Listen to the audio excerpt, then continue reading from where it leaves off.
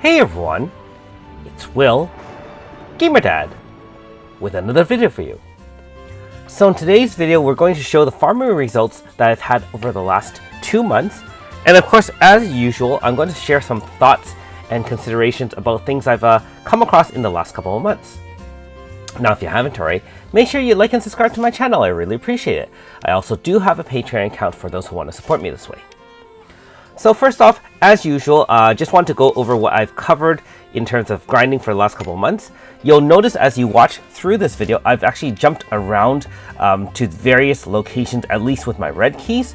With my green keys, it's pretty consistent, just using them on the Ash tier, aka Omegopolis grind, only because I've already done the 255 Altina as well as some other 255s, and so there's really no other dungeon that I can use my green keys on.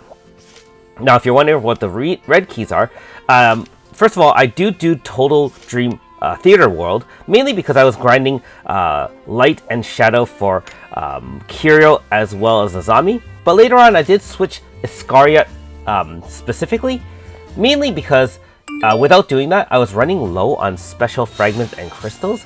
You know, the ones that you have to use to make those VC grasses. And so I do recommend alternating between Total Theater World and other so-called real red key dungeons, especially if you are kind of a min-maxer like myself, trying to get true VC grasses for all the relevant units in the game.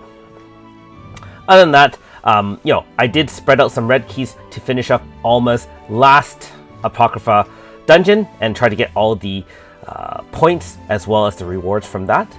And speaking about that, just in case you don't or haven't done all your different various dungeons, just remember that if you are low on stones, you really want to go through your list of rewards. That is all the dungeons and side episode dungeons that you have unlocked to this date. Make sure you really have hit all the top levels. I know it's a little bit of a grind and it's a little bit of annoying to check everything out. And let's be honest, it's a little bit boring, especially if you're going back to IDA episode 2 or 3 and grinding out, light for, Saki, for example, or for Jade, those kind of things. But that being said, hey, we don't really care about the shadow or light for those units unless you really are a big fan of them. What you really care about is obviously the chant scripts, which there are a few, the guiding light and shadow items, which unless you're a spender, you will not have many of them, right? Like if you have the heavens or earth subscriptions, those will give you light and shadow items or upgrades every month. For free to place, you really don't have much other than getting, those cat rooms, which the 20 cat stamps plus a couple of shadow items and light items. So I really encourage everyone to go back and grind out those, max point dungeons in order to get all your chrono stones that you need. Because let's be honest, the content isn't slowing down, at least until we catch up or are close to catching up to Japan.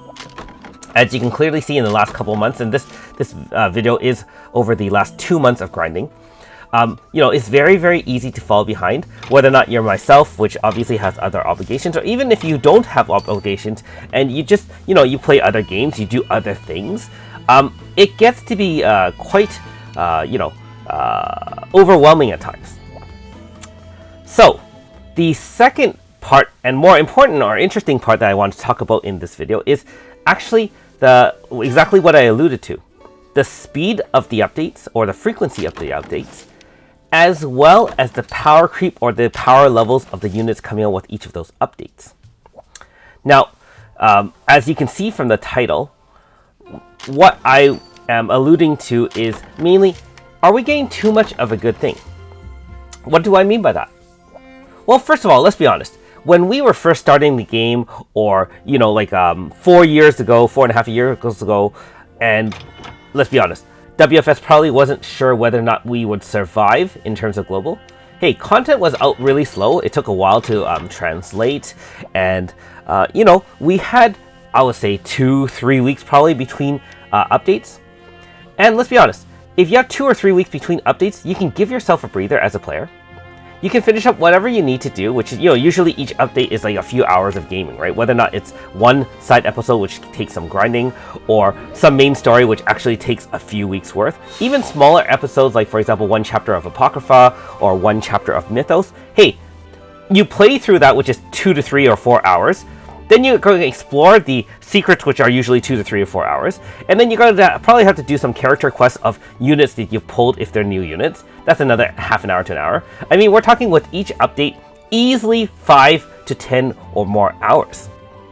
Now, if you look at the last 2 months, I mean, updates are coming out every 7 to 10 days. And unless you are playing more than 2 or 3 hours a day on the game, it's going to be really, really easy to fall behind. Not only that, but for someone like myself who actually has to do content creating on top of playing, which, by the way, on average would double my time on a game. You're talking, 15, 20 hours a week on a game, plus content creating, plus thinking of ideas. It's not realistic for someone with a full-time job to kind of do something like that. And so many of you probably have full-time jobs. If not, you're a student and you have to study. You may have other obligations like sports, and just clubs and things like that. I mean, it's great, but are we having too much of a good thing? And my answer to that is, let's be honest. One of the main allures of Another Eden is that the content is permanent. I mean, except for the 5-year gap for the complex stream and stuff like that. But that aside, everything is permanent, right? So as long as you have unlocked it, either by doing the prerequisites or all the other things you have to do, you can come back to it when you're less busy, like myself. I mean, I'm letting some things slide, but I can easily come back to it when I, have time. And so I would not put too much pressure on each of you to kind of keep up or play as much as you want, or thinking, oh, this is crazy, this is overwhelming. It really is good. I mean, you have a game that you can play at any time, and you always have new things to do. Think of it this way. If you bought a cartridge from, or whatever you call it, like, a new game at the local store, like for your PS5 or for your Xbox or whatever, the Switch, whatever you use nowadays. You're not going to play 80 hours in one game, right? Like, I mean, you're going to play a couple hours here, a couple hours there, maybe on the weekends and stuff like that. You should really treat Another Eden the same way. And for the longest time, I wasn't. I was actually treating Another Eden like, okay, guys, dropping, gonna put out a video, gonna have everything done, boom. And that was awesome, and honestly got quite a bit of an adrenaline high, kind of just grinding things out, being one of the first to kind of finish things, at least on the video scale, feeling proud, and let's be honest, unlocking new content or new stones or just playing with new characters. That was really, really exciting. But realistically, at every 7 to 10 days, can't be doing that. Like the Astro Archive, that was dropped with one of the other updates at the same time. I mean, I think that dropped with Myris's Manifest. This is one of the more recent ones. So, I mean, that was like essentially the first week of school, and then after that, right away we have like this Apocrypha and that. It's been left behind, unfortunately. Like, I haven't even finished the Commander-in-Chief, because that is what I mean by that plus all those other things in a last couple of weeks. And so again, just to reemphasize, like whether or not you can finish all the content in one sitting, like one night, or you spread it all out, the content is permanent. It's good that we are catching up to Japan, because that means Global will have lots and lots of stuff to do. And I think Japan actually, their updates are slow in general, back to like what we were used to, every 2 to 3 weeks, in which case it will give you a breather. You won't feel the burnout from needing to catch up or having the pressure to catch up. Try to tell yourself that it's really not a pressure situation. No need to kind of push absolutely finish everything. I mean, unless you really want to be, like I said, a content creator, or you just want to beat your friends, or you just have to have it done. Like, you have to, hopefully if you have that personality like myself where you just have to go for it, try to tone that down a little bit, because otherwise you will be feeling, burnt out with the game, and more importantly, you'll feel a little bit apprehensive about continuing to play the game. So just a word of warning, don't worry about it. Once things slow down, and they will slow down eventually, we're only a few months, like 2 or 3 months behind, a few updates only behind Japan. At that time, you can take a breather if you want it, and let's be honest, everything is permanent. Okay, a side point related to everything being permanent. What is not permanent is your daily logins. What is not permanent is your red and green keys, and what is not permanent is the weekly keys you can buy from your Siberius gems. If you choose not to do any of that because you said, oh, you can come back to it anytime, yes, that's true. You can come back to it anytime, and I've mentioned this many times. However, you're going to fall behind.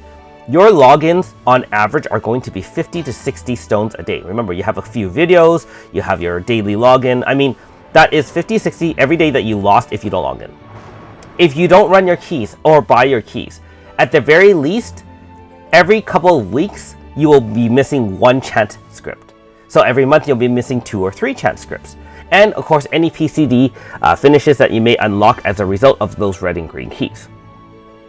I know a lot of you do say I'm short on chant scripts, Will.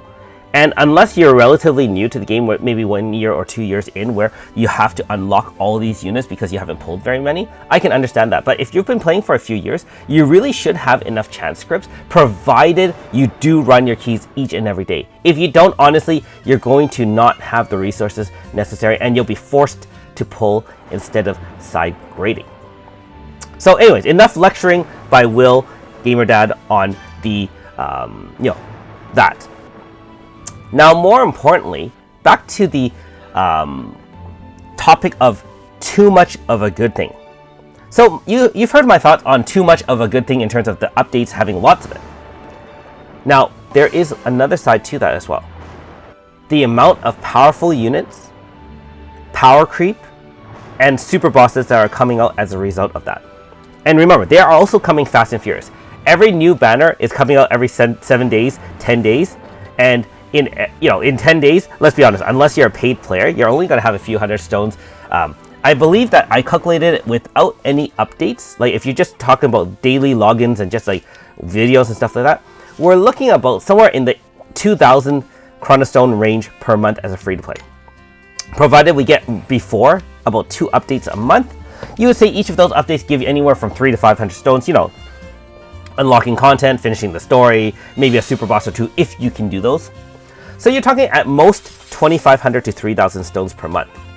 But if they've doubled the speed of, catch up, which they have, and you're getting 3 or 4 updates a month, hey, you got 2,000 or 2,500 chronostones over 4 banners.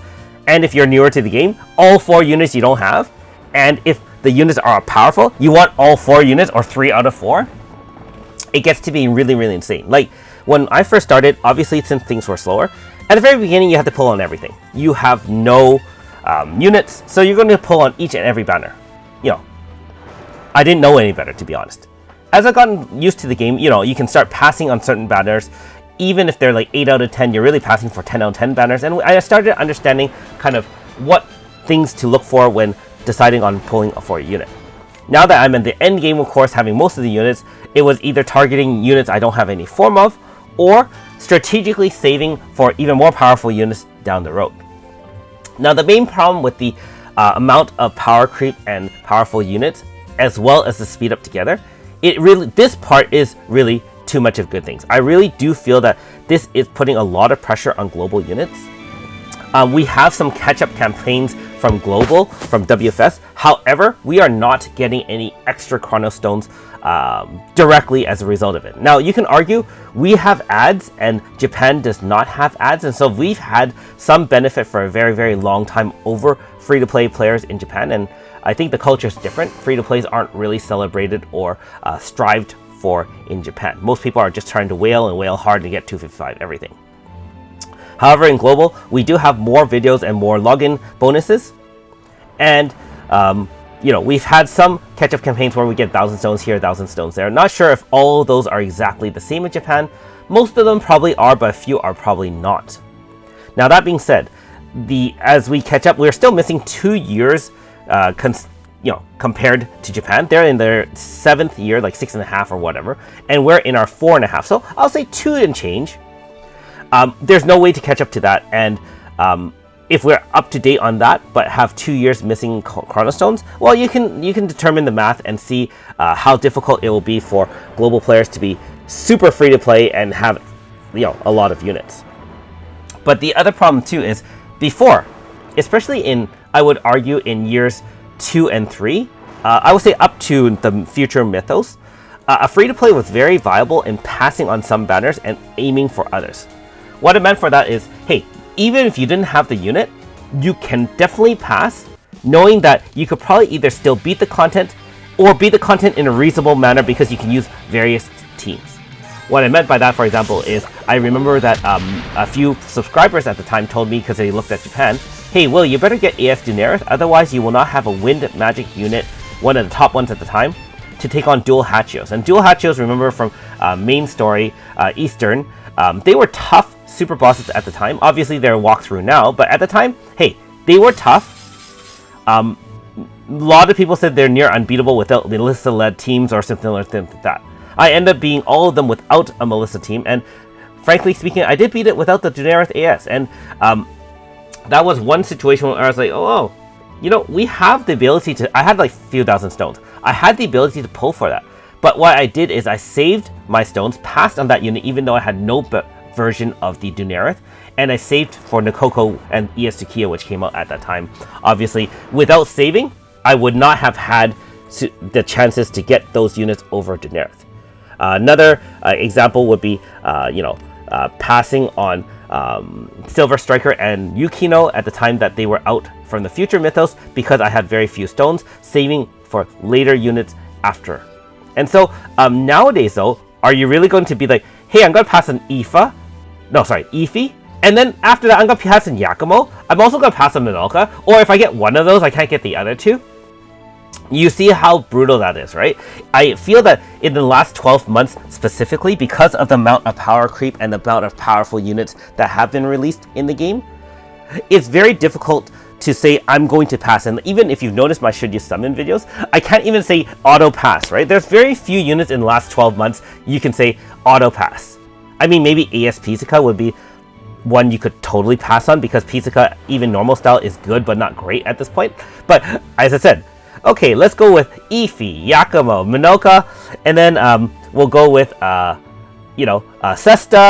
and if you have no Melody, AS Melody. I would say AS Melody at least is more passable than Cesta, but and then of course there's units coming up in the future.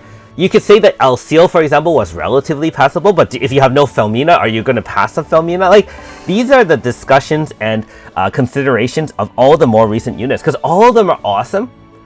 All of them actually are like 3 units in one, right? Like, if you get a sidekick, like a Yakumo, you already have 1.5 units to 2 units. Not only that, he does everything, like DPS, offensive support, boosting, debuffs, and so on and so forth. Back then, in years 2 and 3, the units weren't doing 3 jobs at once. They weren't able to go, hey, I'm going to put a 60-60-60 triple debuff and then hit you with a 3k mod the next turn and set up and ramp and set zone and preemptively unlock zone and awaken zone at the same time. That didn't happen back then. And so, unfortunately, the power creep in the game has gotten pretty tremendous.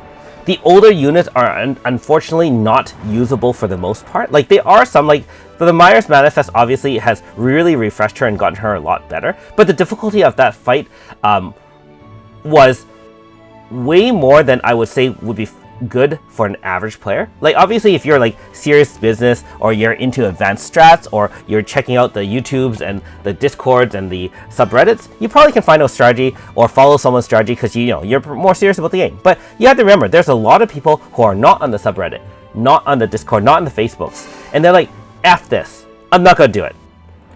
And that discourages a lot of players, right? So you have that unit, but you can't really unlock it because it's difficult, right? And all the those things are difficult. Not to mention, as we get more powerful units, of course, and we want powerful units, right? Everyone says, yeah, it's great. WF is giving us all these units. We can now beat everything. Like, if you're a newer player, you'd be like, sweet, I got Cesta. I can walk through everything. Or back then, I got Flam. I can walk through everything. There's another side to that, right? As you go, okay, I can walk through everything. Yeah, that's in the beginning. That's the first few chapters or first part of the content. You get to the last 5% or 6% of the fights where they're all warped and everything like that. Your unit might not be enough. And as we get more powerful units, remember to make it challenging, especially if they cater to both Japan and global players, right? Some Japan players and global players are striving and looking for challenges. Not necessarily you and I, but there are a few, and WFS has to account for that and create content for that, right? Like, the vast majority of content is relatively straightforward, especially, but those ones are not, and they make it hard and hard for a reason. It's not that they're trying to screw with us, right? The hard content is meant for people who are looking for a challenge. Like, even the newest Astro Archive, which I haven't done, it's easy to beat it. It's just not easy to get millions and millions and hundreds of millions of score, right? Oh, so he thinks he's winning hard, and it's like, oh no. Yeah. Anyways, so keep that in mind. So I understand where they're going. I understand that with more powerful characters are going to come more powerful bosses, but that is the other side of having too much power creep. And so to summarize my thoughts about this aspect of too much of a good thing, I really think that the power creep and the powerful units are too much a good thing. Like, I don't know where they're going to go from here. Like, we already have a unit that can break and awaken zone at the same time with AS Melody. It's relatively conditional, I suppose, but I mean, these levels of power creep haven't been seen since the Melissa days. And if you watch my old video about Melissa, you'll remember my thoughts about what I thought about her. And I remember I had her too, so you can't say I was biased and said, oh, Will's just being jealous about people who had Melissa. I saw Melissa and I thought she was scam, and it allowed people to do things that they really shouldn't have had any business doing by tying together 3 or 4 random units and then just winning or using the same one team. We're actually having the same issues now with the one team, right? Like, you can see the type of team comps we have for the most recent super bosses, and myself included, but check out some videos on YouTube. With the exception of very few players, and there are a few YouTube channels who are pushing the envelope of ultra powerful, ultra interesting clears. I won't name them here, but you know who you are. The vast majority of people are using, if it's not AS Radius and AS Yifa, we're going to use Yakumo and Ify. And maybe if we don't use those, we'll use a Cestalab team, and we'll use that with, all the broken units there. So you can see that there's very few of the, hey, what happened to the blunt team that Will used to use before? The AS Tsubame, AS Myufa. Hey, can we use it? You'll die on first turn because you can't set zone. Like, we don't have a blunt zone Gracia yet. And that team was great. I loved it. Can't use it at all. Hey, what happened to the, AS Myrus being on the team? Yo, can't cut it. Your Magic team consists of Ultra Xion, Ify, Yakumo, and whatever you use as your fourth, either AS Flam, Eva, or blah, blah, blah, blah. What happened to all those other fan favorites that we said we're going to summon and enjoy, right? Very few of them end up being in your top 6, that is your front 4 plus your back 2, because you need now, like I said before, the units can do 2 or 3 things at once, right? They can do top level DPS, plus zone setting, plus triple debuff, plus offensive support. Remember, the bosses that have like 80 or 90% type res up automatically, so you have to put like 200% type res down, so you'll need a 50 type res down for someone, 100% type res down for someone else, and some other things to kind of weaken it. It's crazy stuff. And so, yeah, it's a little bit disappointing to not be able to use all my older units. Some units that gotten manifested, even if they're manifested, they're not very powerful right out the bat, like aka Leclerc's True Manifest. I'm really hoping the WFS re-looks at some of the older units and, number 1, modifies or adds to their base stats, as in, more attack, more defense. Maybe revamp all their moves. Really, the standard modifier for most attack moves now is like 1600, right? Like, if you're under 1000, you're not even looked at for the most part as DPS. And again, for the most part. Maybe revamp the main character so that they do 1000 level DPS, and if you need to have a true manifest for them, or maybe do a side quest for them that's only unlocked near the end, then you can do that, because we don't want that power level going through the early chapters. We want them near the end, right? Anyways, sorry for Gamer Dad complaining, but hopefully that gives you some ideas of what I've been thinking about recently. Thanks for watching. We'll see you next time.